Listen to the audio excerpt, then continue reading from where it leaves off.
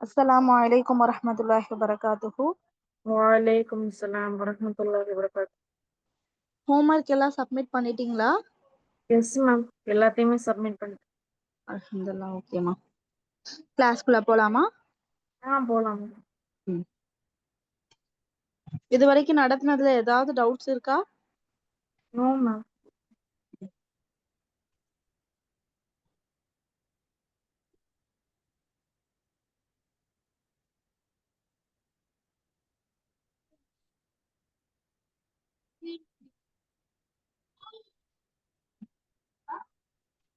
Ma'am, நீங்க ஏதாவது பேசுறீங்களா? இல்லம்மா.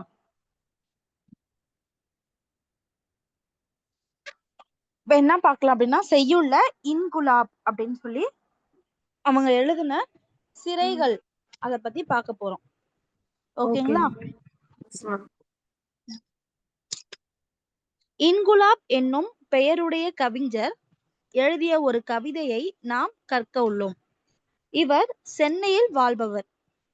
கவிதை, நாடகம், கட்டுரை என்ற பல்வேறு படைப்புகளை எழுதி வருகிறார். சமூகத்தில் உள்ள அடிமட்ட உழைப்பாளிகளை மையமாக வைத்து இவர் கவிதைகள் எழுதுகிறார். நமக்கு பாடமாக உள்ள சிறைச்சாலை பற்றிய இக்கவிதை இன்குலாப் கவிதைகள் என்ற தொகுப்பில் இடம்பெற்றுள்ளது. இவர் பேர் என்னது? இன்குலாப். இன்குலாப். இன்குலாப் கவிதைகள் அப்படின்ற தொகுப்புல இருந்து நம்ம சிறைச்சாலை அப்படின்ற ஒரு கவிதையை பார்க்க போறோம். சிறைச்சாலையை பற்றிய ஒரு கவிதை. இதோடைய எஸ். பேர் சிறைகள் அப்படின்னு இந்த கவிதையோட பேர். ஓகே. ஓகேங்களா? இவர் எங்க இருந்திருக்காரு? சென்னையில வாழ்ந்திருக்காரு. கவிதை, நாடகம், கட்டுரை அப்படின்னு நிறைய படைப்புகளை இவர் படைச்சிருக்காரு. ஓகே. இதனுடைய நோக்கம், இன்குலாப்பின் கவிதை திறனை அறிவீர்கள். சிறைச்சாலை பற்றிய கவிஞரின் தொலைநோக்கு பார்வையை உணர்வீர்கள். புது கவிதை சமூக மேம்பாட்டை விளக்குவதை அறிவீர்கள். இது எல்லாமே நம்ம எதுலதான் பார்த்துட்டு வரோம்? புது கவிதையில பார்த்துட்டு வரோம். புது கவிதை.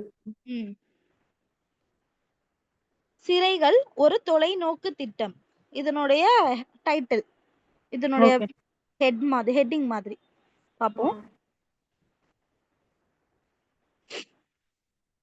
கரிப்புகை கக்கும் உலைவாய் தாண்டி கருத்து கிடக்கும் கழிவு நீர் குட்டையில் குளிக்கும் பசங்கள் பெண்களை தாண்டி சென்னையில் இருந்து செங்குன்றம் நோக்கி ஓடிக்கொண்டிருந்தது பஸ்.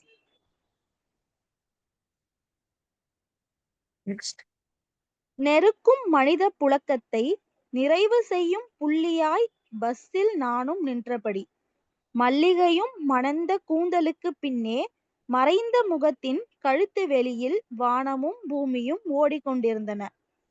இன்னமும் பச்சையாய் சில வயல்கள் ஓடின. அசையும் அரச இலைகளிலிருந்து இன்னமும் ஓரிரு கிளிகள் பறந்தன.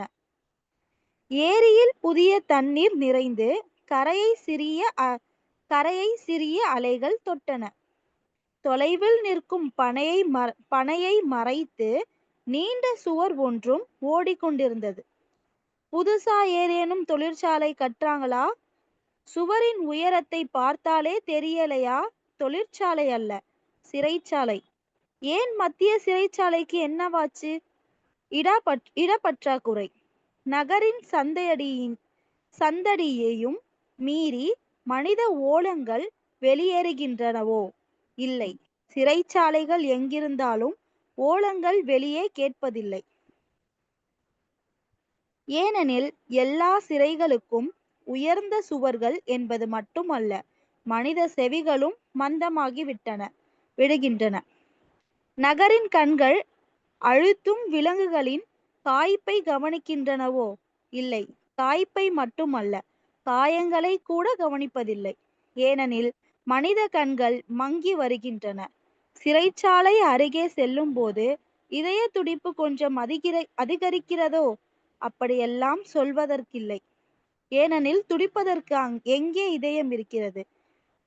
இடம் பற்றாக்குறையை தவிர வேறு காரணமில்லை. தொலைநோக்குடன் திட்டமிடும் நம் தேச தலைவர்கள் சிறைச்சாலை குறித்து மேலும் சிந்திக்கலாம். நகருக்கு வெளியே இப்படி சுவர் உயர்த்துவதை விட தேசத்தை சுற்றி ஒரு நெடுஞ்சுவர் எழுப்பினால் சிறைச்சாலையை சிறைச்சாலை பிரச்சனையை எளிதில் தீர்த்து விடலாம். செய்ய மாட்டார்கள் என்று சொல்வதற்கு இல்லை. சென்னை மத்திய சிறைச்சாலையை புழலுக்கு மாற்ற முனைந்த முயற்சிகள் குறித்து எழுதப்பட்ட கவிதைகள். இது சிறைச்சாலையை பத்தி எழுதப்பட்ட ஒரு கவிதை. சிறைச்சாலை அதிகமாயிட்டே போகுது. இடம் பற்றாக்குறையினால அதிகமா சிறைச்சாலை கட்டிக்கிட்டே இருக்காங்க. அந்த சிறைச்சாலையை பத்தி இவங்க சொல்றாங்க. அது ஏன் கட்டுறாங்க, எதுக்கு கட்டுறாங்க அப்படின்ற மாதிரி ஒரு சின்ன ஒரு கவிதை. இருக்கீங்களா? Yes ma'am. நீங்க ஒரு தடவை ரீட் பண்ணுங்க. ஓகே. சிறைகள் ஒரு தொலைநோக்கு திட்டம். கரிப்புகை கக்கும் உளவாய் தாண்டி கருத்து கிடக்கும் கழுவி நீர் குட்டையில் குளிக்கும் பசங்கள் பெண்களை தாண்டி சென்னையிலிருந்து செங்குன்றம் நோக்கி ஓடிக்கொண்டிருந்தது பஸ். நெருங்கும் மனித புழுக்கத்தை நிறைவு செய்யும் புலியாய் பஸ்ஸில் நானும் நின்றபடி புள்ளியாய் பஸ்ஸில் நானும் நின்றபடி மல்லிகையும் மணந்த கூந்தலுக்கு பின்னே மறைந்த முகத்தின் கழுத்து வெளியில் வானமும் பூமியும் ஓடிக்கொண்டிருந்தன. இன்னமும் பச்சையாய் சில வயல்கள் ஓடின. அசையும் அரச இலைகளிலிருந்து இன்னமும் ஓரிரு கிளிகள் பறந்தன. ஏரியில் புதிய தண்ணீர் நிறைந்து கரையை சிறிய அலைகள் தொட்டன. தொலைவில் நிற்கும் பனையை மறைத்து நீண்ட சுவர்கள் ஒன்றும் ஓடிக்கொண்டிருந்தது. புதுசா ஏதேனும் தொழிற்சாலை கட்டுறாங்களா? சுவரின் உயரத்தை பார்த்தாலே தெரியலையா? தொழிற்சாலை அல்ல, சிறைச்சாலை. ஏன் மத்திய சிறைச்சாலை என்னவாச்சு? இடப்பற்றாக்குறை. நகரின் சத்தடியை மீறி மனித ஓலங்கள் வெறியேறுகின்றனவோ இல்லை. சிறைச்சாலைகள் எங்கிருந்தாலும் ஓலங்கள் வெளியே கேட்பதில்லை. ஏனெனில் எல்லா சிறைகளிலும் உயர்ந்த சுவர்கள் என்பது மட்டுமல்ல, மனித செவிகளும் மந்தமாகி விடுகின்றன. நகரின் கண்கள் அழுத்தும் விலங்குகளின் காய்ப்பை கவனிக்கின்றனவோ இல்லை. காய்ப்பை மட்டுமல்ல, காயங்களையும் கூட கவனிப்பதில்லை. ஏனெனில் மனித கண்கள் மங்கி வருகின்றன. சிறைச்சாலை அருகே செல்லும் போது இதய துடிப்பு கொஞ்சம் அதிகரிக்கிறதோ? அப்படியெல்லாம் சொல்வதற்கில்லை. ஏனெனில் துடிப்பதற்கு எங்கே இதயம் இருக்கிறது?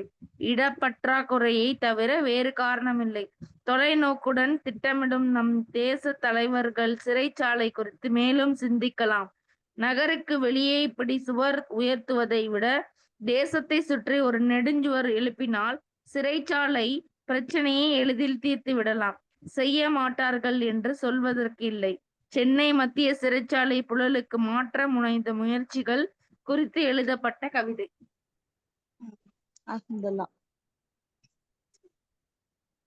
இதுல பாருங்க, இதுல சேரி அப்படின்னு கொடுத்திருக்காங்க. கரிப்புகை கக்கும் உளவாய் தாண்டி கருத்து கிடக்கும் கழிவுநீர் குட்டையில் குளிக்கும் பசங்கள் பெண்கள் தானே. இதுல உள்ள மீனிங்கெல்லாம் இதுல கொடுத்திருக்காங்க. சேரினா தெரு. தோட்டிகள்னா தொட்டிகள் இல்ல, தொட்டிகள்னா தொட்டி. இவங்க தோட்டிகள்னு கொடுத்திருக்காங்க. தோட்டிகள்னா தெரு கூட்டுபவர்கள். ஓகேங்களா? தொட்டினா நம்ம என்ன சொல்லுவோம்? தொட்டி.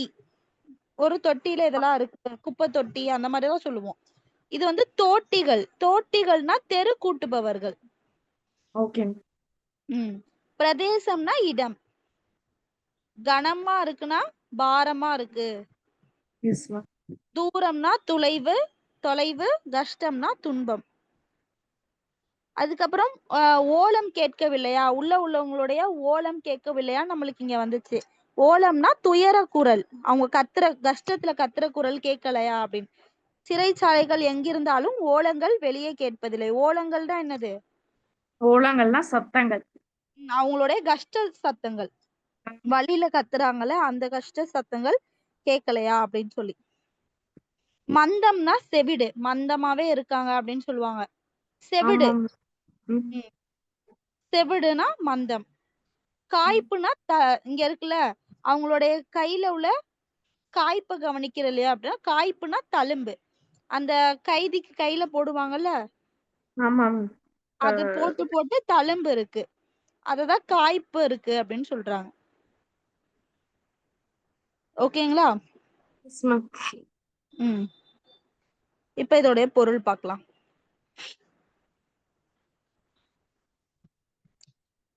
தொழிற்சாலையில் உள்ள உலை கரிப்புகையை வெளியிட்டது. தொழிற்சாலையில் உள்ள உலை அப்படின்னா, இப்ப ஒவ்வொரு ஃபேக்டரி இருக்கு. ஃபேக்டரிக்கு மேல ஒரு ஓட்ட மாதிரி குடுத்திருப்பாங்க. அததான் உலைன்னு சொல்றாங்க. இந்த புகைலாம் போறதுக்கு, வெளிய போறதுக்கு ஒரு இடம் குடுத்திருப்பாங்கல்ல, ம். தான் உலைன்னு சொல்றாங்க. அந்த ஓ, உலை அந்த கரிப்பு புகை என்ன ஆகுது? வெளியாகுது. கருப்பான புகை வந்து வெளியாயிட்டே இருக்கு. ம். ஆலையின் கழிவு பொருட்களால் அருகில் உள்ள குட்டை, அதாவது குளம், அதுல வந்து நீர் கருப்பாகிறது. அந்த ம். ஆலைனா தொழிற்சாலைய தான் சொல்றாங்க. அந்த எஸ் மேம். ஆலையில இருந்து கழிவு பொருட்கள் வந்து வெளியாயிட்டே இருக்குது. அருகில் உள்ள குட்டையில அது போய் அந்த நீர்லாம் அந்த போயிட்டு இருக்கிறதுனால அந்த நீர் என்னவா இருக்கு?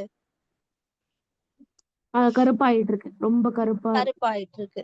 அங்க பெண்களும் சிறுவர்களும் அதுல குளிச்சிட்டு இருக்காங்க. சென்னையிலிருந்து செங்குன்றம் நோக்கி ஓடிய பேருந்திலிருந்து இத நான் பார்த்துட்டு இருக்கேன். ஓ, சென்னையிலிருந்து செங்குன்றம் செங்குன்றம். ஓடிய பேருந்திலிருந்து நான் அத பார்த்துக்கிட்டு இருக்கேன் அப்படின்னு சொல்றாரு. இதெல்லாம் யாரு சொல்றாருன்னா, இந்த கவிஞர் சொல்றாரு. கவிஞர் சொல்றாங்க. ம். கவிதை எழுதி. ஆமா. பேருந்தில் ஒரே கூட்டம். பலவிதமான வாசனைகளும் மனிதர்களும் நெருக்கியபடி நிற்க நானும் ஒரு புள்ளியாக இருந்தேன். பேருந்துல நெறைய கூட்டம் இருக்கு. அதுல பல கூட்டா இருக்காங்க. வாசனைகள் இருக்கு. பல மனிதர்கள் இருக்காங்க. அதுல நானும் ஒரு புள்ளியாகனா, நானும் அதுல ஒரு ஆளா இருக்கேன் அப்படின்னு சொல்றாரு. எனக்கு முன்னால் நின்ற மனிதரின் கழுத்தின் வழியே இடைவெளி வழியே வெளியே தெரியும் வானம், பூமியை பார்த்தேன். எனக்கு முன்னாடி ஒருத்தவங்க நின்டாங்க. அவங்களுடைய இதான். கழுத்துக்கு உள்ள சின்ன டிஸ்டன்ஸ் இடத்துல நான் வெளியே என்ன இருக்குன்னு பார்த்தேன். அதுல வானம், பூமி எல்லாம் நான் பார்த்தேன். பசுமையான சில வயல்களையும் பார்த்தேன். அரச மர இலைகளின் நடுவே இருந்த கிளிகள், தண்ணீர் நிறைந்த ஏரி, பனைமரம் என அனைத்தையும் கண்ணில் பட்டது. என்னென்ன பார்த்திருக்காங்க? அரச அதான் மர பசுமை. இலைகள், அது அரசம். நடுவுல உள்ள ஆ, நடுவுல உள்ள கிளிகள், ம், தண்ணீர் நிறைந்த ஏரி, ம். பனை மரம் என அனைத்தையும் கண்ணில் பட்டன. இது எல்லாத்தையும் அவங்க பஸ்ல ஒருத்தவங்களுடைய கழுத்து கீழ உள்ள இடைவெளியில இதெல்லாம் பார்த்துட்டே வராங்க. ம். பனை மரத்தின் உயரத்தை மறைக்கும் அளவிற்கு நீண்ட சுவர் ஒன்று கட்டப்பட்டிருந்தது. பனை மரமே உயரமானதுதான். ஆமா. மரத்திலே உயரமானது பனை மரம். அத ம். ரொம்ப உயரமா என்ன பண்ணிட்டு இருக்காங்க? ஒரு சுவர் கட்டியிருக்காங்க. அதாவது சுவர் சுவர். கட்டப்பட்டிட்டு இருக்காங்க. ம். புதிதாக ஏதாவது தொழிற்சாலை வரப்போதா? கட்டிட்டு இருக்காங்களா? அப்படி சொல்லி கேட்கிறாங்க ஒருவர். ம். சுவரின் உயரமே சொல்லவில்லையா? அது சிறைச்சாலை அப்படின்னு சொல்லிட்டு இன்னொருத்தர் சொல்றாரு. ஆமா. ஏன் ஏற்கனவே மத்திய சிறைச்சாலை தான் உள்ளதே அப்படின்னு கேட்கிறாரு இன்னொருத்தர். ம். இட பற்றாக்குறையால் தான் இதை கட்டுகிறார்கள். ஏற்கனவே மத்திய சிறைச்சாலைன்னு ஒண்ணு இருக்கே, அப்புறம் எதுக்கு இதை கட்டுறாங்கன்னு சொல்லும்போது அதுல என்ன இல்ல? அதான் இடம் இல்ல ஆக்சுவலி. இடம் இடம் இல்ல. இல்ல. அதனால திருப்பி ஒண்ணு கட்டுறாங்க அப்படின்னு சொல்றாங்க. நகரத்தின் ஆரவாரத்தை மீறும்படியாக மீறும்படியாக சிறைச்சாலையிலிருந்து மனிதரின் துன்பக் குரல்கள் வெளியே கேட்டுவிடும் என்பதற்காக இப்புதிய சிறைச்சாலையா என நினைத்தேன். அதாவது வெளியே உள்ளவங்களுடைய ஆரவாரத்தையும் தாண்டி சிறைச்சாலையில இருந்து அந்த துன்ப குரல்லாம் நம்ம பார்த்தோம்ல, ஓலம், ஆமாம். அவங்க கஷ்டப்படுற சவுண்ட், அவங்க அடி வாங்குறது, அவங்க உள்ள கஷ்டப்படுற சவுண்ட்லாம் வெளியே கேட்டுவிடும் அப்படின்றதுக்காக இப்ப புதிய சிறைச்சாலை கட்டுறாங்களா அப்படின்னு சொல்லி நான் நினைச்சேன். ஆனா சிறைச்சாலை எங்கிருந்தாலும் மனித குரல் வெளியே வராது. ஏனெனில் சிறைச்சாலைக்கு வெளிச்சுவர் மிக உயரமானது. அதோடு வெளியே உள்ள மனிதர்களின் காதுகள் மந்தமாகி விட்டன, செவிடாகி விட்டன. ம். அவ்வளோ பெரிய செவரு கட்டுறதுனால அந்த சவுண்ட் வெளியே வராது. அப்படியே ம். வந்தாலும் வெளியே உள்ள மக்களுடைய காது எப்படிப்பட்டதா இருக்கு? எதுவும் கேட்டும் கேட்காத மாரி இருப்பாங்க. அப்படி இருக்காங்க. அதனால அதுல ஒண்ணும் பிரச்சனை இல்ல அப்படின்னு சொல்லிட்டு சொல்றாங்க. நகரில் உள்ள மனிதர்களின் கண்கள் கைதிகளின் கைகளில் உள்ள கைவிலங்கின் அழுத்தத்தால் ஏற்பட்ட தழும்பை பார்த்து விடுமோ? வெளிய ஊர் மக்கள் வந்து அவங்க கையில உள்ள விலங்கு போட்டிருக்காங்களா, அந்த விலங்கு அச்சு வந்து அந்த அழுத்தம் வந்து அவங்க பார்த்துருவாங்களோ அப்படின்னு சொல்றாங்க. ம். என்பதற்காக சிறைச்சாலை இடம் மாற்றம் ஆகிறதோ என நினைச்சேன். அதனாலதான் சிறைச்சாலை என்ன ஆகுது? மத்திய சிறைச்சாலையில இருந்து இந்த சிறைச்சாலை மாறுதோன்னு நான் நினைச்சேன். காய்ந்து போன தழும்பை மட்டுமல்ல, ஈரமான இரத்த காயங்களை கூட யாரும் பார்ப்பதில்லை. ஏனெனில் மனிதரின் கண்கள் ஒளி மங்கி உள்ளன. அவங்க அடி வாங்கின இரத்த காயங்களை கூட என்ன பண்றது இல்ல, அதான் கண்டுக்கிறது இல்ல. அவங்க கண்டுக்கிறது இல்ல. அவங்க ஒளி மயங்கி விட்டாங்க. ம். சிறைச்சாலை அருகே செல்லும் போது மனித நேயத்தால் இதயம் அதிகம் துடிக்குமோ என நான் யோசித்தேன். துடிப்பதற்கு மனிதருக்கு இதயமே இல்லையே என உணர்ந்தேன். சிறைச்சாலைக்கு போகும்போது மனித நேயத்தால ரொம்ப வேகமா ஹார்ட் துடிக்குமோ நான் என்ன நினைச்சேன், நான் யோசிச்சேன். ஆனா அங்கதான் ம். துடிப்பதற்கு இதயமே இல்லையே மனுஷனுக்கு, அப்புறம் என்ன அப்படின்னு சொல்லிட்டு விட்டுட்டேன். ஓகே. கைதிகள் கைதிகள் பெருகிவிட்டார்கள். எனவே இடப்பற்றாக்குறைதான் காரணம். எதையும் தொலைநோக்குடன் சிந்தித்து திட்டமிட்டு செயற்படும் நம் தேச தலைவர்கள் சிறைச்சாலை ம். குறித்து சிந்திக்கலாம். ஊருக்கு வெளியே இப்படி உயரமாக சுவர் எழுப்புவதை விடவும் நம்முடைய நாட்டை சுற்றி ஒரு பெரிய சுவர் எழுப்பலாம். சிறைச்சாலை இடப்பிரச்சனை எளிதாக தீர்க்கலாம். நம் தலைவர்கள் இதை செய்தாலும் செய்யலாம். அதாவது கைதிகள் பண்ணிட்டே இருக்காங்கன்னு சொல்லிட்டு நம்ம என்ன பண்றோம், அதிகமா சிறைச்சாலை கட்டிட்டே போறோம்ல. இத பத்தி ம். அவர் வந்து என்ன சொல்றாரு அப்படின்னா, இத வந்து ஒரு குறிப்பா சொல்றாரு. நம்ம ம். நாட்ட சுத்தி என்ன பண்ணலாம்? ஒரு சிறைச்சாலை இப்போ சவுறு கட்டாம அதாவது நம்ம நாட்டு நாட்ட சுத்தி ஒரு பெரிய செவரு எழுப்பலாம்னு சொல்றாங்க. ஏன் அது கீழ தப்பு வந்து சொல்றாங்க? அதான் ஏன் அப்படி சொல்றாங்க அப்படின்னா, ஆம், தப்பு செய்றாங்க. தப்பு செஞ்சு மாட்டிக்கிட்டவங்க தான் என்ன பண்றாங்க? சிறைச்சாலைக்கு போறாங்க. சிறைச்சாலையில இருக்காங்க. ஆனா தப்பு செஞ்சு மாட்டாமலும் சில பேர் இருக்காங்கல்ல. அவங்க ஆமா. என்ன பண்ணிட்டு இருக்காங்க? ஜாலியா சுத்திட்டு இருக்காங்க. இந்த நாட்டுல தான் சுத்திட்டு இருக்காங்க. அப்படின்னா ம். எல்லாருமே தப்பு செஞ்சவங்க தான். அப்ப என்ன பண்ணுங்க? நாட்ட சுத்தி ஒரு செவர எழுப்புங்க. அப்ப ம். எல்லாருமே கைதான் அப்படின்னு சொல்லிட்டு அவரு நகைச்சுவையா இதுல சொல்றாரு அப்படின்னு சொல்லிட்டு சொல்றாங்க. அது கீழ வரும். ஓகேங்களா? ம். இதோடைய டெஃபினேஷன் அதான். என்னன்னா, நாட்ட சுத்தி செவரு எழுப்ப சொல்றார்ல. ம். அத வந்து இந்த நாட்டே வந்து எப்படித்தான் ஜெயில் தான். ம். எல்லாருமே தப்பு செஞ்சவங்க தான் அப்படின்னு சொல்றாங்க. ஆமாங்க. ம். ஓகேங்களா? புரிஞ்சுதுங்களா? Yes ma'am. தன் மதிப்பீட்டு வினாக்கள். பேருந்து எதை நோக்கி ஓடியது? பேருந்து செங்குன்றம் நோக்கி ஓடியது. சென்னையிலிருந்து செங்குன்றம். சென்னையிலிருந்து செங்குன்றம் நோக்கி ஓடியது. ம். புதிதாக கட்டப்படுவது எது? சிறைச்சாலை. ம். மனித செவிகள் என்ன ஆயின? செவிடாயின. அதாவது மந்தமா ஆயிடுச்சு. ம். இதய துடிப்பு அதிகரிக்காதது ஏன்? ஏன்னா அவங்களுக்கு கேட்டும் கேட்காத மாரி இதய துடிப்பு எதுக்கு அதிகரிக்குன்னா மனிதர்களுக்கு தான் இதயமே இல்லையே. வெளிய ஓகே. பார்த்தா மக்களுக்கு என்ன இல்ல? இதயம் இருக்கிறது இல்லையே இதயமே இதயமே இல்லை. இல்லாததால் இதய ஆ துடிப்பு அதிகரிக்காது. ஓகே. தேசத்தை சுற்றி எதை எழுப்பலாம்? செங்கு பெருஞ்சுவர் எழுப்பலாம். பெருஞ்சுவர், நெடுஞ்சுவர், ம். பெரிய சுவர் எதுனாலும் ஓகே. Okay ma'am. ஓகேங்களா? எஸ். இதுல ஏதாவது டவுட்ஸ் இருக்கா? No ma'am. ம். தொகுப்புரை பார்க்கலாம்.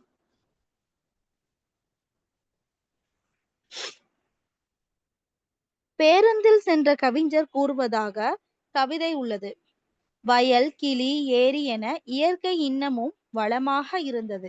சென்னை நகரில் உள்ள மத்திய சிறைச்சாலையில் இடப்பற்றாக்குறை பெருகி வரும் கைதிகள் கூட்டத்தை எண்ணி ஊருக்கு வெளியே நீண்ட சுற்றுச்சுவரோடு புதிய சிறைச்சாலை கட்டப்படுவதை கவிஞர் பார்த்து அந்த அனுபவத்தை கவிதையாக்கி உள்ளார்.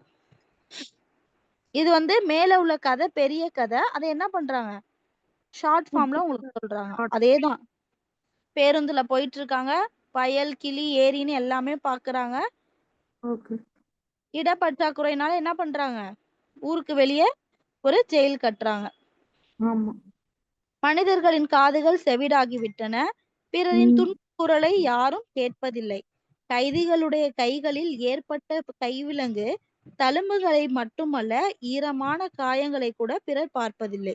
சிறையில் உள்ள கைதிகள் படும் துன்பத்திற்கு வருந்தி துடிக்கும் மனித இதயங்கள் இல்லை என்று கவிஞர் கூறுகிறார். எதுக்கு அவங்க உள்ள கஷ்டப்படுறாங்க அப்படின்னு சொல்லி வெளியே யாரும் துடிக்கிறதுக்கெல்லாம் இல்ல. அந்த சத்தமும் வெளியே கேட்காது. அவங்க என்ன இருக்காங்க, மந்தமா செவிடா இருக்காங்க அப்படின்னு சொல்லிட்டு சொல்றாங்க. சிறைச்சாலையை இடைமாற்றம் செய்வதற்கு பதிலாக நாட்டை சுற்றி வளைத்து பெருஞ்சுவர் எழுப்பலாம் என்று கவிஞர் தலைவர்களுக்கு தொலைநோக்கு திட்டம் கூறுகிறார். இதுதான் என்னது, தொலைநோக்கு திட்டம். ஒரு திட்டத்தை சொல்றாரு. என்ன திட்டம்? நாட்டை சுற்றி, அதான் நாட்டை சுற்றி ஒரு பெரிய பெருஞ்சுவர் எழுப்பணும் அப்படின்றது அப்படின்னு சொல்லி ஒரு தொலைநோக்கு திட்டம் வந்து தலைவர்களுக்கு இவர் தராரு.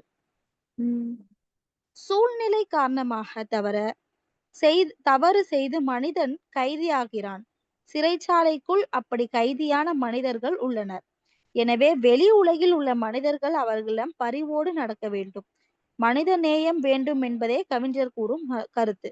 அதுவே சிறைச்சாலையை மாற்றி அமைக்கும் தொலைநோக்கு திட்டம். நாட்டை சுற்றி நெடுஞ்சுவர் எழுப்ப வேண்டும் என்று கவிஞர் கூறுவது எதுன்னு சொல்லி இதுல சொல்றாங்க பாருங்க. மனவேதனையை நகைச்சுவையாக கூறுவதாகும். தவறு செய்து அகப்பட்டு கொண்டவர்கள் சிறைச்சாலையில் உள்ளனர். தொடர்ந்து தவறு செய்து பிடிபடாமல் தப்பித்து சாமர்த்தியமாக வாழும் பலர் நிறைந்த நாடு. எனவே நாட்டை சுற்றி சிறைச்சாலை வெளிச்சுவர் கட்ட வேண்டும் என்கிறார். எதுக்காக சொல்றாரு? அதான் தப்பு செஞ்சவங்க எல்லாம் நல்லா ஜாலியா இருக்காங்க.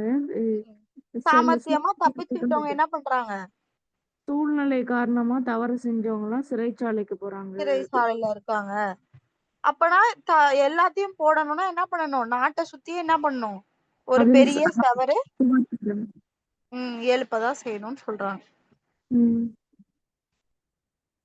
பயிற்சி வினாக்கள். இக்கவிதை கூறும் கருத்தை விளக்குக. இது நீங்க தான் வந்து ஹோம்வொர்க். ஓகேங்களா? இந்த கவிதை வந்து சிறைச்சாலையில உள்ளவங்களை பத்தி சொல்றாங்க, வெளியே உள்ள மனுஷங்களை பத்தி சொல்றாங்க. அவங்களுக்கும் இவங்களுக்கும் என்ன இருக்கு அப்படின்னு சொல்லி இந்த கவிதை கூறும் கருத்தை ஒரு இப்ப இந்த தொகுப்பு இருக்கா, இந்த தொகுப்புல இருந்து ஷார்ட் ஃபார்ம்ல நீங்க எடுங்க. ஓகேங்களா? இது ஃபுல்லாவுமே நீங்க எடுக்கணும். அதாவது உள்ள இவங்க கஷ்டப்படுறாங்க, அதுக்கப்புறம் வெளிய மனிதர்கள் வந்து இப்படி இருக்காங்க, எல்லாருமே தப்பு செய்யறவங்க தான், அந்த மாதிரி எல்லாமே எடுக்கணும். அந்த கருத்தை என்ன பண்ணணும், நீங்க கொஞ்சம் ஷார்ட் ஃபார்ம்ல எடுங்க. ஓகேங்களா? ஆன்சர் எல்லாமே ஃபுல் கவர் ஆயிருக்கணும், ஆனா ஷார்ட் ஃபார்ம்ல எடுங்க. ஓகே. வெளி உலக மனிதர்களை பற்றி கவிஞர்கள் கூறுவதை விளக்குக. அதான் வெளி உலகம் அவங்க இங்க இருக்க பாருங்க, இந்த வரை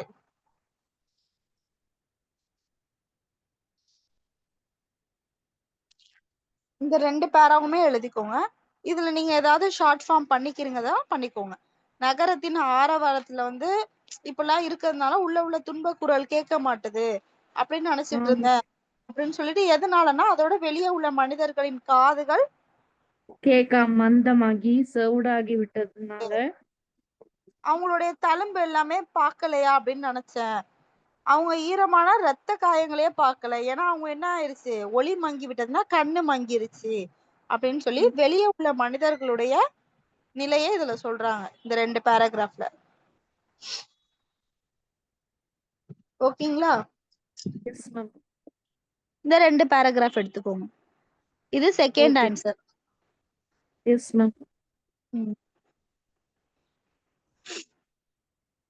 இக்கவிதையில் உள்ள நகைச்சுவை பண்பை விளக்குக. நகைச்சுவை பண்பு நம்ம இப்ப பார்த்தோம். அதான் மேம், அதான். அந்த லாஸ்ட் பேர் ஆஃப் தட். ஓகேங்களா? நாட்டை சுற்றி நெடுஞ்சுவர் எழுப்ப வேண்டும் என்று கவிஞர் கூறுவது. மனவேதனையை நகைச்சுவையாக கூறுவதாகும். இதுதான் என்னது? நகைச்சுவையா சொல்றாங்க. சொல்றாங்க. அதுக்கப்புறம் கவிஞர் கூறும் சிறைச்சாலை தொலைநோக்கு திட்டத்தை விளக்குக. இதுதான்.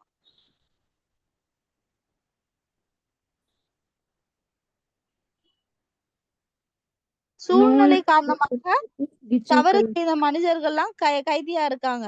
ஆனா சாமர்த்தியமா தப்பிச்சு கொண்டவங்களா என்ன பண்றாங்க? வெளியே தான் இருக்காங்க. மனிதநேயம் வேண்டும் என்பதே கவிஞர் கூறும் கருத்து. அதுவே சிறைச்சாலையை மாற்றி அமைக்கும் தொலைநோக்கு திட்டம். இவங்க என்ன கேட்டிருக்காங்க? தொலைநோக்க திட்டத்தை விளக்குக. ஓகேங்களா? ஓகே. இது ஃபோர்த் ஆன்சர். இதுல ஏதாவது டவுட்ஸ் இருக்கா? No ma'am. புரிச்சுக்கிட்டீங்களா? Yes ma'am. ஓகே.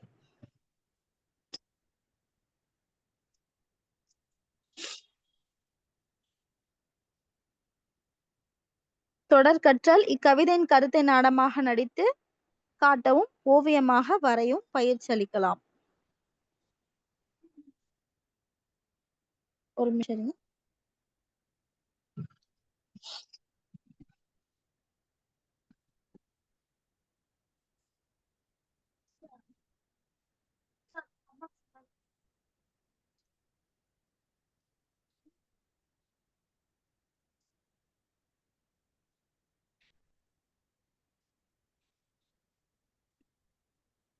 ஒரு நிமிஷம் லைன்ல இருங்க.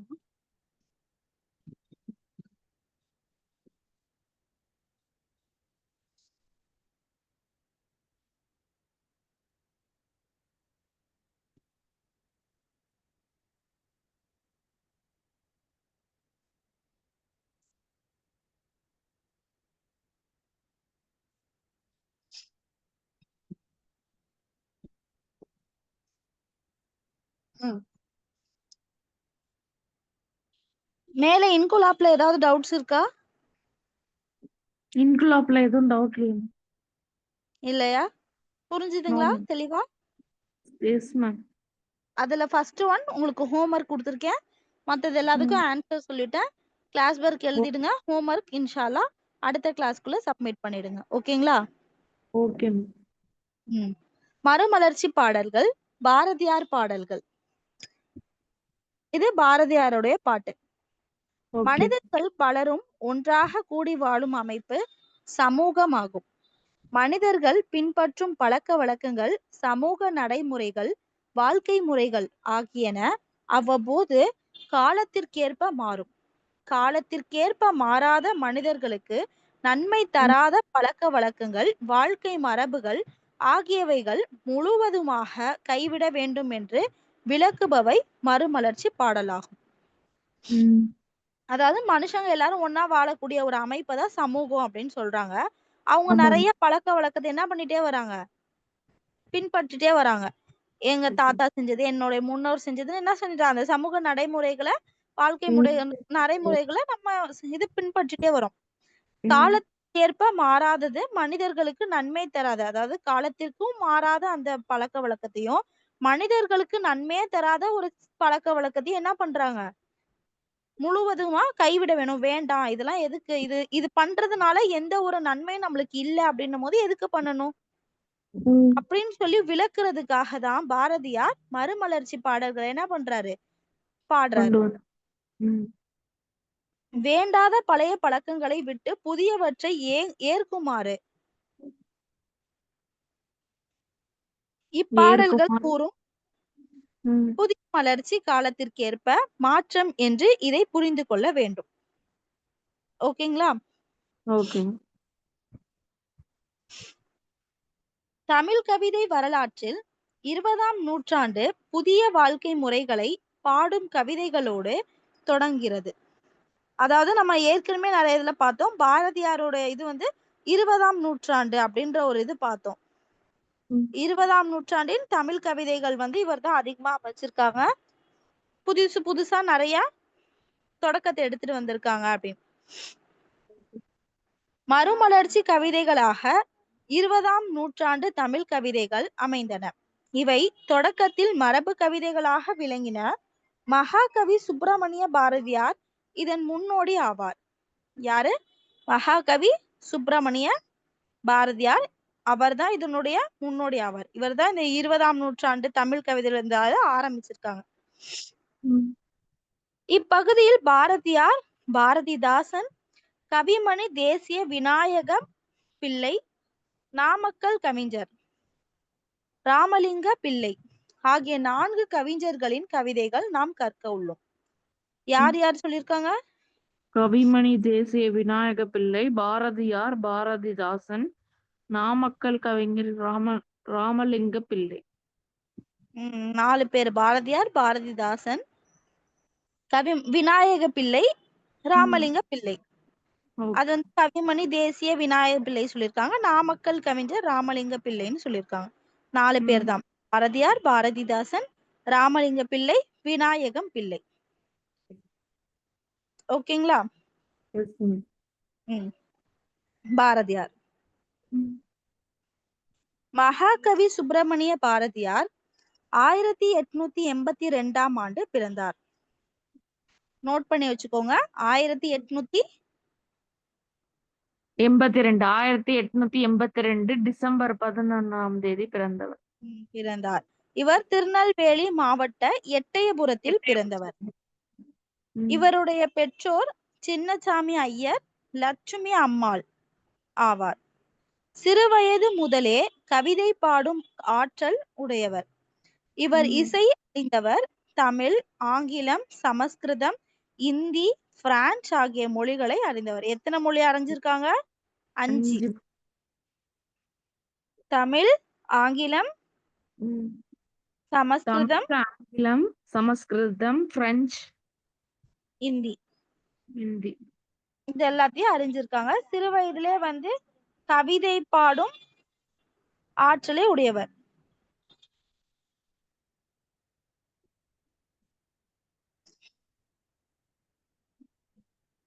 பள்ளி ஆசிரியராகவும் பத்திரிகை ஆசிரியராகவும் பணியாற்றார். என்னென்ன ஆசிரியரா இருந்திருக்காங்க? பள்ளி ஆசிரியராகவும் பத்திரிகை ஆசிரியராகவும் பணியாற்றுகிறார். நாட்டு விடுதலை போராட்டத்தில் ஈடுபட்டு சிறை சென்றவர். கவிதை, சிறுகவிதை, சிறைக்கதை, நாவல், கட்டுரை என்று பல துறைகளில் எழுதி புகழ் பெற்றவர். நாட்டு விடுதலைக்காக என்ன பண்ணிருக்காங்க? சிறைக்கு சென்றிருக்காங்க.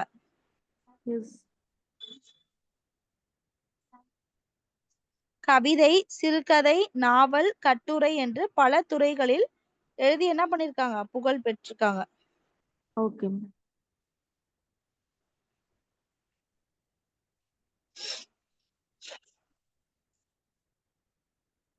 இந்திய தேசியத்தையும் தமிழ் மொழி வளம், தமிழ்நாட்டு சிறப்பு ஆகியவற்றையும் பாராட்டி பாடியுள்ளார்.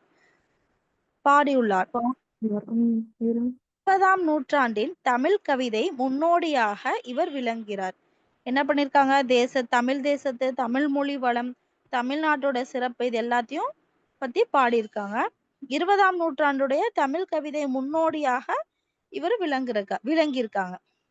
20ஆம் நூற்றாண்டின் தமிழ் கவிதை வரலாறு பாரதியிடமிருந்து தொடங்குகிறது. எத்தனாவது ஆண்டுன்னு சொல்லி பாத்துக்கோங்க. 20ஆம் நூற்றாண்டு. மக்களுடைய மொழியில் எளிமையான சொற்களால் இதை பாடலாக கவிதையாய் அவர் படைத்தார். அதனால் அவை மிக விரைவாக மக்கள் அடைந்தன. அதாவது ரொம்ப ஈஸியான வேர்ட்ஸ்ல என்ன பண்ணாங்க? இவங்க பாடல் எல்லாத்தையும் அமைச்சாங்க. அதனால மக்களிடையே வேகமா அது வரவேற்ப உண்டாக்குச்சு. பக்தி, தேசபக்தி, தன் வரலாறு, மறுமலர்ச்சி அப்படின்னு சொல்லி நிறைய பாடல்களை அவர் பாடியிருக்காரு. தேசிய கீதம், கண்ணன் பாட்டு, இது 2 தான் நம்ம என்ன பண்ண போறோம்? இந்த பாடத்துல பார்க்க போறோம். கண்ணன் பாட்டு அப்படின்றதுல கண்ணம்மா என் குழந்தை அப்படின்ற பாடல்ல 4 பகுதிகளை இதுல பார்க்க போறோம். பாரத நாடு அப்படின்ற பகுதியில பாரத ஜனங்களின் தற்கால நிலைமை அப்படின்ற பகுதியில 3 பகுதிகளை இப்ப நம்ம பார்க்க போறோம். ஓகேங்களா? இதுல 2 கவிதையை பார்க்க போறோம். ஒண்ணு தேசிய கீதம், இன்னொன்னு கண்ணன் பாட்டு. நோக்கம்: பாரதியாரின் கவிதை ஆற்றலை அறிவீர்கள். பாரதியாரின் தேசிய விடுதலை உணர்வை உணர்வீர்கள். பாரதியாரின் சமூக மறுமலர்ச்சி சிந்தனைகளை விவரிப்பீர்கள். 20ஆம் நூற்றாண்டு தமிழ் கவிதை வளர்ச்சியில் பாரதியின் பங்கை மதிப்பிடுவீர்கள். பாரதியாரின் கவிதை படைப்பாற்றலை உணர்வீர்கள். பாரதியாரின் பக்தி உணர்வை அறிவீர்கள். இது எல்லாமே பாரதியாரை பத்தி நம்ம அறிஞ்சுப்போம்.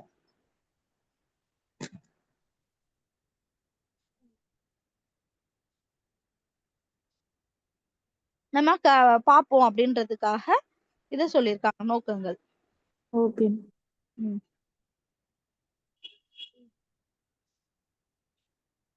பாரத ஜனங்களின் தற்கால நிலைமை இதுதானே இப்ப நம்ம பார்க்க போறோம்.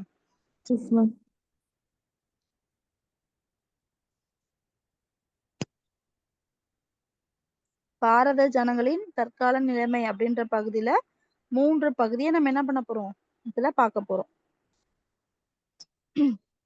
நம்முடைய பாரத நாடு ஐரோப்பியர்களுக்கு அடிமைப்பட்டிருந்த காலத்தில் வாழ்ந்தவர் பாரதியார்.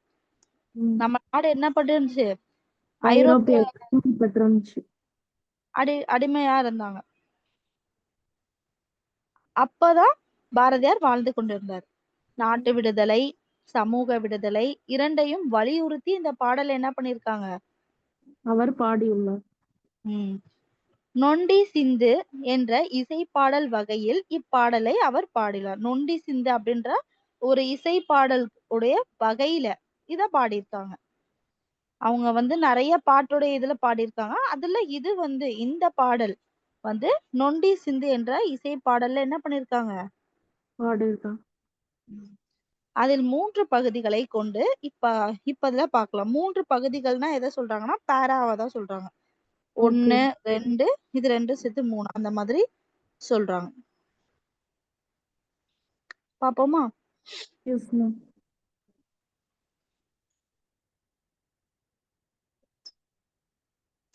நெஞ்சு பொறுக்குதிலையே இந்த நிலை கெட்ட மனிதரை நினைந்து விட்டால் அஞ்சி எஞ்சி சாவார் இவர் அஞ்சாத பொருளில்லை அவனியிலே வஞ்சனை பேய்களென்பார் இந்த மரத்திலென்பார் அந்த குலத்திலென்பார்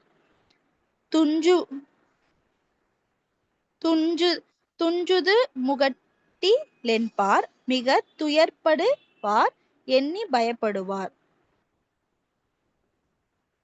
நெஞ்சு பொறுக்குதிலையே இதை நினைந்து வெறுக்குதிலையே கஞ்சி குடிப்பதற்கிலார் அதன் காரணங்கள் இவை என்னும் அறிவுமிலார் பஞ்சமோ பஞ்சமென்றே நிதம் பரிதவித்தே உயிர் துடித்துடித்து துஞ்சி மடிக்கின்றாரே இவர் துயர்களை தீர்க்கவோர் வழி இல்லையே எண்ணில்லா நோயுடையார் இவர் எழுந்து நடப்பதற்கும் வலிமையிலார் கண்ணிலா குழந்தைகள் போல் பிறர் காட்டிய வழியிற் சென்று மாட்டிக்கொள்வார் நன்னிய பெருங்கலைகள் 10,000 கோடி நயந்து நின்ற புண்ணிய நாட்டினிலே இவர் பொறியற்ற விலங்குகள் போல் வாழ்வார். ஓகேங்களா? நீங்க ஒரு தடவை ரீட் பண்றீங்களா? பாரத ஜனங்களின் தற்கால நிலைமை. நெஞ்சி பொறுக்கதில்லையே இந்த நிலைகெட்ட மனிதரை நினைத்து விட்டால் அஞ்சி அஞ்சி சாவார் இவர் அஞ்சாத பொருளில் அவனியிலே வஞ்சனையோடு பேய்கள் என்பார் இந்த மரத்திலென்பார் அந்த குலத்தினென்பார் தூஞ்சுவது முகட்டிலென்பார் மிக துயர்ப்படுவார் எண்ணிய பயப்படுவார். நெஞ்சி வெறுக்குதலையே. இதை நினைத்து நினைத்திடிலும் வெறுக்குதலையே கஞ்சி குடிப்பதற்கிலார். அதன் காரணங்கள் இவையென்றும் அறிவுமிலார். பஞ்சமோ பஞ்சமென்றே நிதம் பரிதவித்தே உயிர் துடிதுடித்து துஞ்சி மடிக்கின்றாரே. இவர் துயர்வை தீர்க்கவோர் வழியில்லையே. எண்ணிலா நோயுடையோர் இவர் எழுந்து நடப்பதற்கு வலிமையிலார்.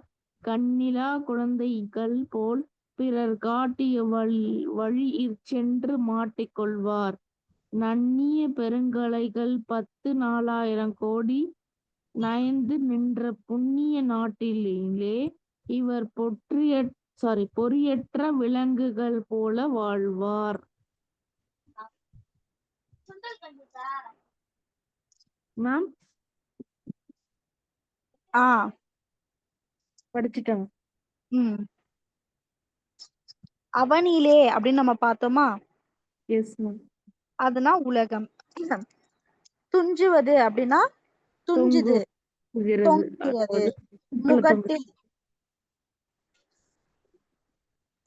முகட்டில்னா உச்சியில். நிதம் நாள்தோறும். பரிதவித்து அப்படின்னா துன்பப்பட்டு. பொறினா உடல் உறுப்பு, அறிவு திறன், இதெல்லாம் பொறின்னு சொல்றாங்க. நயந்து விரும்பி. நன்னிய பொருந்திய. இத ஒன் வேர்ட்ஸ் எல்லாம் பாத்துக்கோங்க. பொருள் கூறுக மாதிரி பாத்துக்கோங்க. சரி.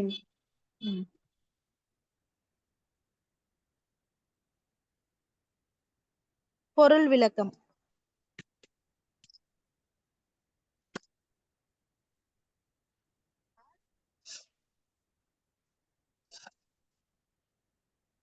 நெஞ்சு பொறுக்கவில்லை. தன்னுடைய இயல்பான நிலையிலிருந்து நிலை கெட்டு போன இந்த மனிதரை நினைந்து விட்டால் நெஞ்சு பொறுக்கவில்லை. எதை பார்த்தாலும் அஞ்சி அந்த அச்சத்திலே இவர் சாவார். இவங்களை பார்க்கும் போது அவங்களுக்கு எப்படி இல்லையா? நெஞ்சு பொறுக்கவில்லையா? எதை பார்த்தாலும் அஞ்சி அந்த அச்சத்திலே இவங்க வந்து செத்துருவாங்க அப்படின்றது சொல்றாங்க. உலகத்துல உள்ள எல்லாத்தையும் பார்த்து என்ன பண்றாங்க? பயப்படுறாங்க. எதை பார்த்தாலும் அஞ்சி அந்த அச்சத்திலே இவர் சாவார். இந்த உலகில் இவர் பயப்படாத பொருட்களே இல்லை. எதை பார்த்தாலும் என்ன பண்றாங்க? பயப்படுறாங்க. வஞ்சனை செய்யும் பேய்கள் இந்த மரத்தில் அந்த குளத்தில் மறைந்துள்ளன என்பார். உயரத்தில் பேய் தொங்குகிறது என்பார். மிகவும் துயரப்படுவார். பேயை நினைத்து நினைத்து அஞ்சுவார். பேய பார்த்து பார்த்து என்ன பண்றாங்க? அஞ்சுறாங்க.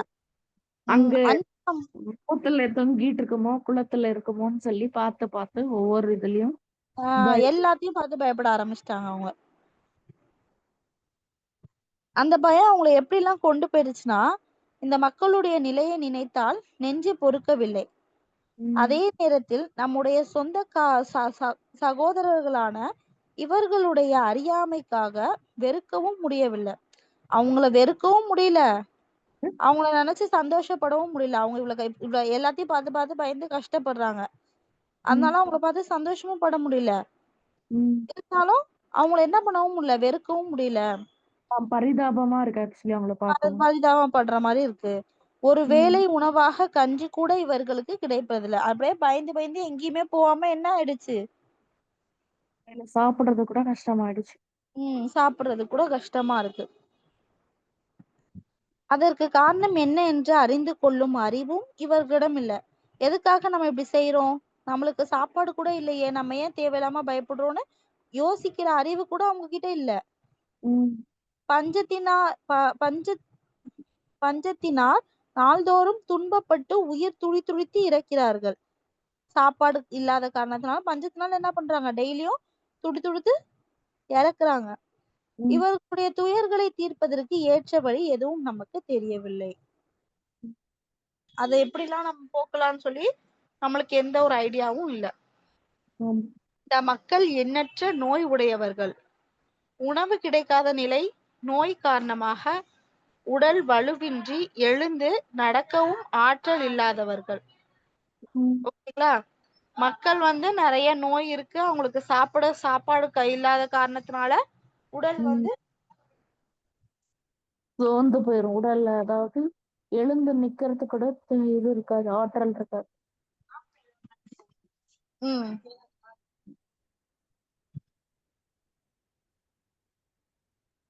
வலுவின்றி என்ன பண்றாங்க, நடக்காம இருக்காங்க. கண் இல்லாத குழந்தைகளை போல யார் என்ன சொன்னாலும் இதுல இது இருக்கும், இங்க போகாதீங்க, அங்க இது இருக்கும், இது போகாதீங்க அப்படி யாரு சொன்னாலும் என்ன பண்றாங்க, கண் இல்லாத குழந்தை போல நம்பிட்டு அதுபடியே இருக்காங்க. அவர்கள் காட்டும் வழியை உண்மை என்று நம்பி சென்று அதில் மாட்டிக்கொண்டு துன்பப்படுகிறாங்க.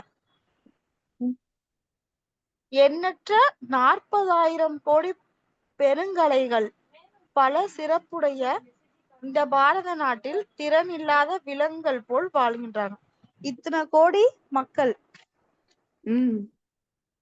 இத்தனை கோடி மக்கள்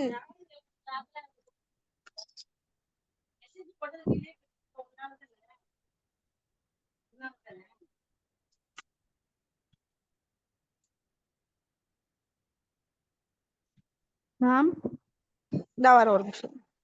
ஓகே.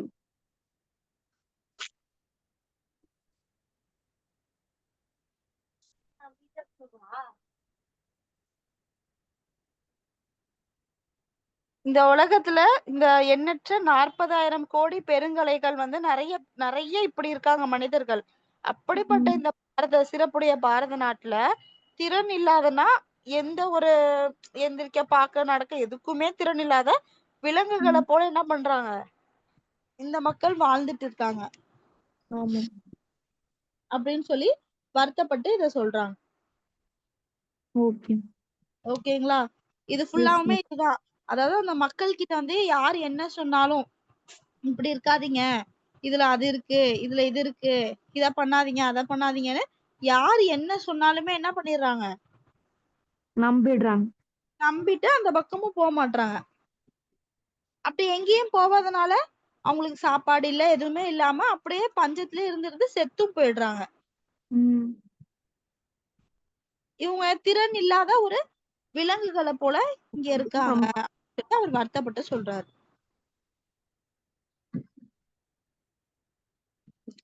தன் மதிப்பீட்டு வினாக்கள். வஞ்சனை பேய் எங்கு உள்ளதாக பயப்படுறாங்க? மரத்துல, குடத்துல இங்க எல்லாம் இருக்கிறது தான் பயப்படுறாங்க. போலாம், முகடு எல்லா இடத்துலயும் இருக்கிறத பாக்குறாங்க. இவர் படும் துயர்கள் யாவை? அதான் குடிக்க கஞ்சி இல்லைன்னாலும் அதற்கு காரணம் தெரியாத அறிவற்ற நிலை. நம்மளுக்கு சாப்பிட சாப்பாடு இல்ல, அது எதனால ஆகுதுன்னு சொல்லி அவங்க யோசிக்க கூட அந்த திறன் இல்லாம இருக்காங்க. யாரை போல பிறர் காட்டிய வழியில் சென்று மாட்டிக்கொள்வார்? கண்கள் இல்லாத குழந்தை குழந்தைகள் போல. இந்த புண்ணிய நாட்டின் சிறப்பு யாது? 40,000 கோடி பெரும் கலைகள் நயந்து நின்ற புண்ணிய நாடு. 40,000 கோடி மக்கள் இங்க இருக்காங்க. அப்படிப்பட்ட சிறப்பை உடைய இந்த நாட்டுல இவங்க இப்படி வாழ்றாங்க. திறன் இல்லாத விலங்குகளை போல என்ன பண்றாங்க, வாழ்றாங்க. இவர் எவை போல வாழ்வார்? பொறியற்ற விலங்குகளை போல. திறன் இல்லாத விலங்குகள், பொறியற்ற விலங்குகள், அந்த மாதிரி அவங்க வாழ்றாங்க. இது புரிஞ்சுதுங்களா உங்களுக்கு? இப்ப நம்ம அது பார்த்தோம். இது வந்து Kannamma. Okay ma'am. Kahoot section இல்லையா மேம்? கஹூட் செக்ஷன் இருக்குமா, எடிட் பண்ணி வச்சிருக்கேன். இது முடிச்சோன்னா மொத்தமா போடலான்னு பார்த்தேன். டைம் ஆயிடுச்சுன்னா அது பார்க்கலாம் நம்ம. ஓகே 8:10 ஆயிடுச்சு. 8 பார்த்துட்டு அது முடிச்சுக்கலாம் கிளாஸ். ஓகே. கண்ணம்மா என் குழந்தை. கண்ணன் பாட்டு என்ற பெரும் பிரிவில் இப்பாடல் அமைந்துள்ளது. இறைவனை குழந்தையாக்கி கவிஞர் தம்மை தாயாக உருவகித்து கொண்டு இப்பாடலை பாடுகிறார். பராசக்தியை சிறிய பெண் குழந்தையாக கற்பனை செய்து இப்பாடல் பாடப்பட்டுள்ளது. கவிஞரின் தாயன்பு இதில் வெளிப்படுகிறது. பக்தி உணர்வை வெளிப்படுத்துவதில் பாரதியார் புதிய மறுமலர்ச்சியை ஏற்படுத்தியுள்ளார். நம்முடைய சமூக வாழ்க்கையில் குடும்ப உறவில் காணப்படும் தாய் மகள் உறவின் வலிமையை பக்தி உணர்வின் மூலம் இதில் அதாவது ஒரு குடும்பத்துல உள்ள தாய்க்கும் மகளுக்கும் உள்ள உறவை பத்தி ஒரு பக்தி உணர்வா இதுல அவர் வெளிப்படுத்தி சொல்றாரு. இதுல என்னன்னு சொல்றாரு, இறைவனை குழந்தையாக்கி கவிஞர் அவரே அவர் தாயாக்கி இறைவனை குழந்தையா சொல்லி ஒரு தாய்க்கும் மகளுக்கும் உள்ள ஒரு அன்பை இதுல சொல்ற. ஓகேங்களா?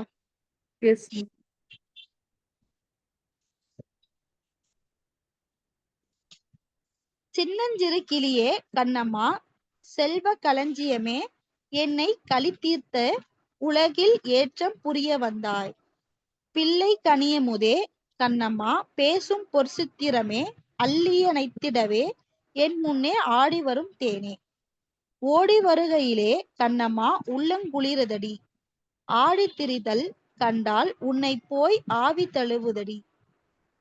உச்சி தனைமுகத்தால் கருவம் ஓங்கி வளருதடி, மெச்சியுனை யூரார் புகழ்ந்தால் மேனி சிலிக்குதடி. கன்னத்தில் முத்தமிட்டால் உள்ளந்தான் கல்வெறி கொள்ளுதடி, உன்னை தழுவிடிலோ கண்ணம்மா உன் மத்தமாகுதடி. சற்றுன் முகச்சிவந்தால் மனது சஞ்சலமாகுதடி, நெற்றி சுருங்க கண்டால் எனக்கு நெஞ்சம் பதைக்குதடி. உன் கண்ணில் நீர் வழிந்தால் என் நெஞ்சில் உதிரங்கொட்டுதடி, என் கண்ணில் பாவையென்றோ கண்ணம்மா என் உயிர் நின்னதன்றோ. சொல்லும் அழலையிலே கண்ணம்மா துன்பங்கள் தீர்த்திடுவாய், முல்லை சிரிப்பாலே எனது மூர்க்க தவிர்த்திடுவாய். நீங்க ஒரு தடவை ரீட் பண்ணுங்க. சின்னஞ்சிறு சிறு கிளியே கண்ணம்மா, செல்ல களஞ்சியமே, என்னை களித்தீர்த்தே உலகில் ஏற்ற புரிய வந்தாய். பிள்ளை கனியமுதே கண்ணம்மா, பேசும் பொற்சித்திரமே, அள்ளியணைத்திடவே என் முன்னே ஆடி வரும் தேனே. ஓடி வருகையில் கண்ணம்மா உன் உள்ளங்குளிர்ந்ததடி, ஆடி திரிதல் கண்டால் உன்னை போல் ஆவி தழுவுதடி. உச்சி தனை முகந்தால் கருவம் ஓங்கி வளருதடி, மெச்சி யுனையுறார் புகழ்ந்தால் மேனி சிலுக்குதடி. கன்னத்தில் முத்தமிட்டால் உள்ளத்தால் கல்வெறி கொள்ளுதடி, உன்னை தழுவிடிலோ கண்ணம்மா உன் மத்தமாகுதடி.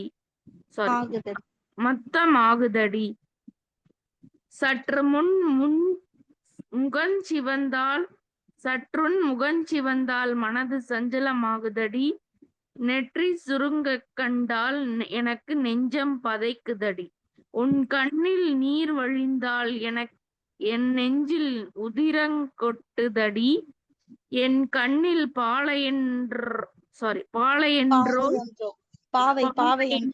பாவையென்றோ கண்ணம்மா என் உயிர் நின்னதன்றோ. சொல்லும் அழலையிலே கண்ணம்மா துன்பங்கள் தீர்த்திடுவாய், முல்லை சிரிப்பிலே எனது மூர்க்க தவிர்த்திடுவாய். ஓகேங்களா? இதுல உள்ள பொருள் பார்த்துக்கோங்க. கருவம் பெருமை, மெச்சினா பாராட்டி, மேனினா உடம்பு, உன்மத்தம் வெறி, உத்திரம்னா ரத்தம், மூர்க்கம்னா முரட்டு குணம். ஓகேங்களா? நம்ம காஹுத் பார்ப்போம், பார்த்துட்டு அதுக்கப்புறம் வேணா டைம் இருந்தா பார்ப்போம்.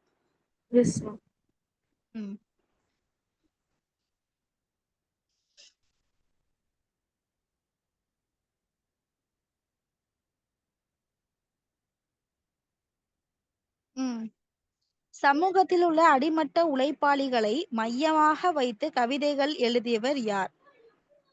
பாரதியார்.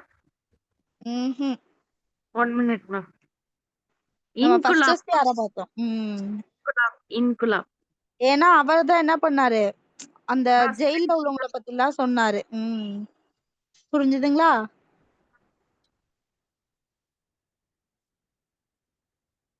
தோட்டிகள்னா என்னன்னு பார்த்தோம். தோட்டிகள்னா தெரு. தெரு தெரு கூட்டுபவர். தெருனா இது பார்த்தோம். சேரினா தெருன்னு பார்த்தோமா? மந்தம்னா செவிடு.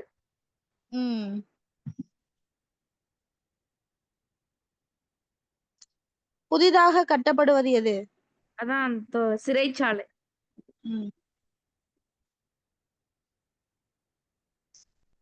மகாகவி சுப்பிரமணிய பாரதியார் எந்த எந்த ஆண்டு? ஆண்டு பிறந்தார்? 1882. அல்ஹம்துலில்லாஹ். 20ஆம் நூற்றாண்டில் தமிழக கவிதை முன்னோடியாக இவர் விளங்குகிறார். மாஷா அல்லாஹ், மாஷா அல்லாஹ். புரிஞ்சுதுங்களா? S ma'am.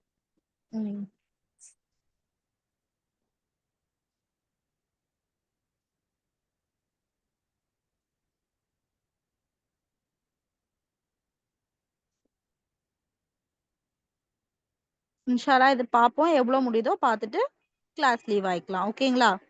ஓகே. பொருள் விளக்கம் பாருங்க.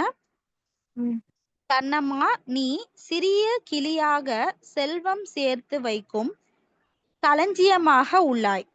என் துன்பம் நீக்கி சிறப்பு செய்ய நீ வந்தாய். இது கண்ணம்மான்னு யார வந்து சொல்றாரு அப்படின்னா, இறைவனுக்கும் இறைவனை வந்து குழந்தையா அங்க வச்சிடுறாரு. நம்ம மேல பார்த்தோம்ல. Okay ma'am.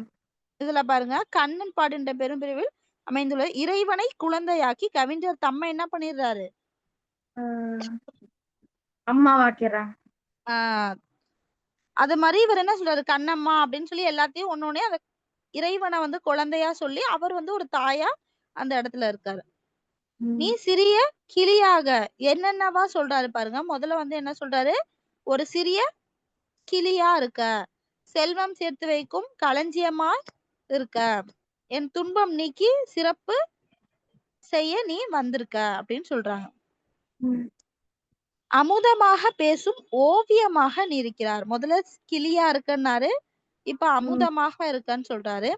என் கண்ணால் ஆடி வந்து இன்பம் தரும் தேன்தான் நீ. நீ ஓடி வருவதை கண்டால் என் உள்ளம் மகிழ்ச்சியால் பொங்குகிறது. நீ ஓடி வரதை பார்த்தா என் மனசு எப்படி இருக்கு? மகிழ்ச்சியா பொங்குது. நீ அங்கும் இங்கும் ஆடி திரிவதை பார்த்தால் என் உயிர் உன்னை தழுவி கொள்கிறது. நீ அங்கு இங்கு ஆடுறத பார்த்தா என் உயிர் எப்படி இருக்கு? உன்னையே தழுவிக்கணும், உன்னையே பிடிச்சிருக்கு. மகிழ்ச்சியால் உன் தலையை முகர்ந்து பாராட்டினால் மனதில் பெருமை ஏற்படுகிறது. சந்தோஷத்துல உன் தலையை முகர்ந்துனா நுகர்ந்து பாராட்டினால் மனதுல என்ன பெருமையா இருக்கு? உன்னை மற்றவர்கள் பாராட்டும் போது என் உடம்பு மகிழ்ச்சியா சிலுக்குது. கன்னத்தில் முத்தமிட்டு மகிழும் போது மனதில் போதை ஏற்படுகிறது. பாசத்தோடு உன்னை அணைத்து கொள்ளும் போது மனம் மகிழ்கிறது.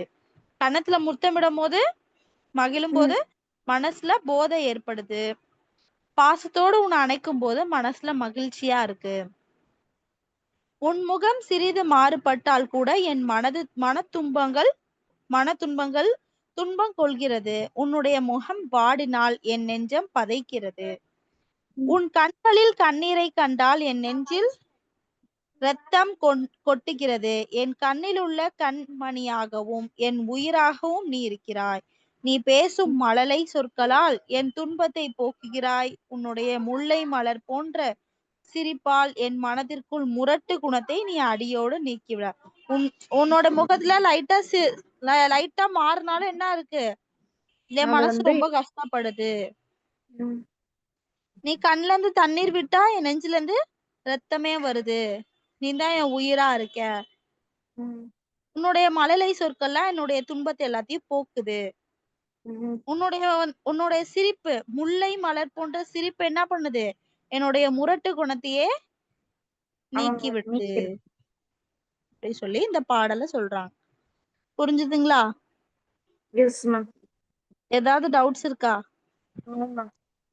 மீதி உள்ளதை நாளைக்கு பார்ப்போம். அடுத்த கிளாஸ்ல பார்ப்போம் இன்ஷா அல்லாஹ். நான் கொடுத்த ஹோம்வொர்க் மட்டும் முடிச்சிட்டு வந்துருங்க. கிளாஸ் முடிச்சு. ம். ஓகே. அல்ஹம்துலில்லாஹ். ஜஸாக்கல்லாஹு கைரா. அஸ்ஸலாமு அலைக்கும் வரஹ்மத்துல்லாஹி வபரகாத்துஹு. கிளாஸ்ல இருந்து லீவ் ஆயி வரஹ்மத்துல்லாஹி வபரகாத்துஹு.